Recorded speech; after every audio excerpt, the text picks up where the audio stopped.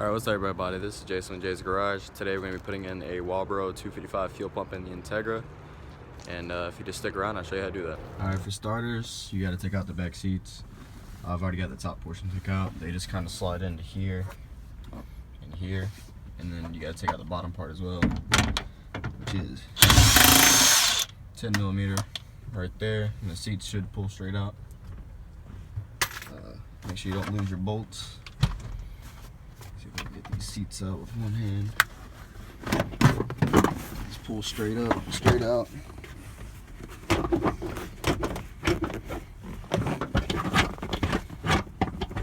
I'm gonna put the camera down and get the rear seat out real quick. Alright, so you're gonna have 3 Phillips heads here. Make sure you don't lose them. I just set mine to the side here. You're also gonna have a plug here that connects to here that you want to unconnect so you can remove the lid all the way.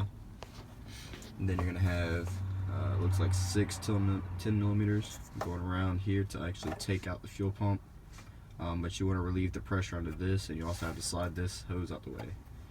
This is a 17. You're going to want to get some rags around here and just barely break it loose and let the pressure relieve before you actually move any further. Alright, as you can see, I just broke it loose and there is gas coming out. So you want to make sure you just barely break it loose, enough to just barely bleed that pressure out.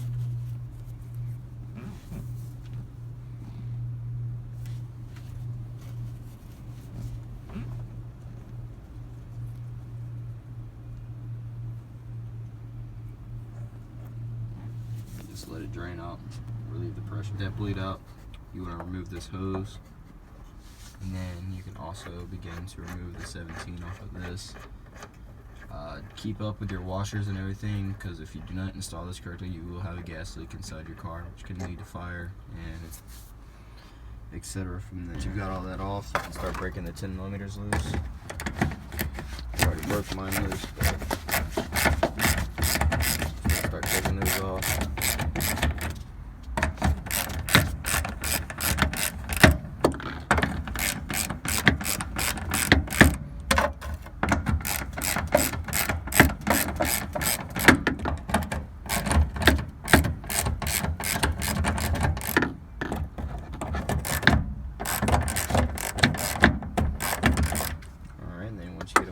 So you can start taking them off by hand. That way you don't drop them and you keep up with them.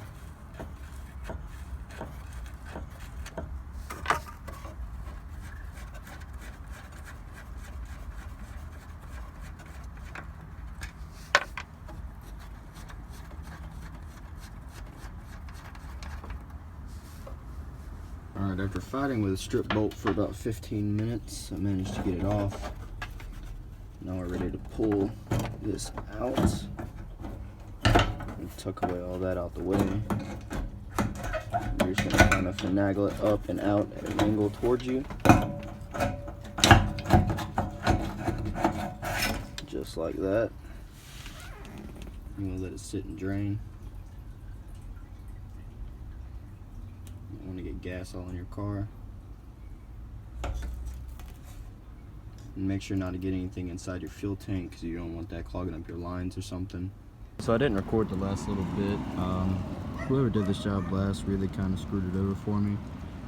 I had one strip bolt, a 10 that goes there, and then you have a like a retainer clip that fits into here to keep the clip from coming apart. That was kind of broken off, and I had to kind of fish it out with needle nose.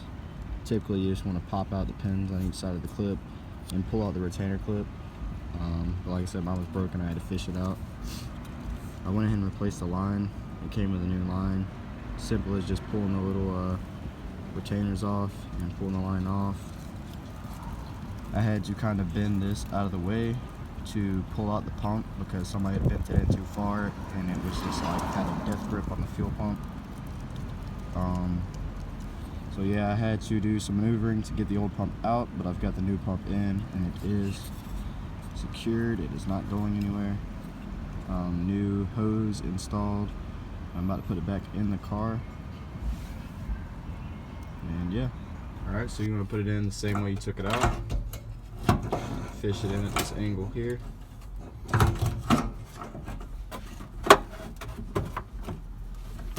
Move the old lines out the way. Line up your bolt holes. bam, just like that. And then you want to start putting your 10 mils back in, and then you can start assembling everything else. Alright, so once you get your 10 millimeters on, you don't really have to. Some say you do, some say you don't. I like to torque mine in kind of a star pattern just to make sure it gets a proper seal on all sides. But that's just me though. So once you get your 10s tight, you want to put your fuel line on. Make sure it's secured with the hose clamp. Put this line back on to 17. Make sure you get your copper washers in the correct order or it's going to spray out fuel. You should have one washer on the bottom, you should have the line, and you should have another washer and then the bolt. Then you want to plug in your harness and start up and check for leaks. Alright, once you install the fuel pump and get everything hooked up, you want to prime it 2 or 3 times.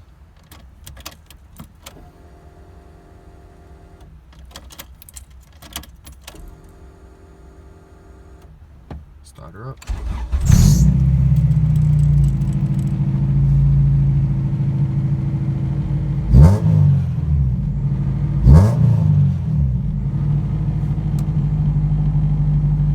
Runs perfect. Alright, as you can see, she's running great with the new fuel pump.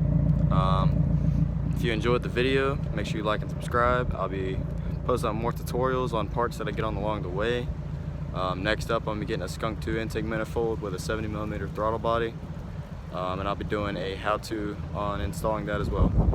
Alright guys, have a good one.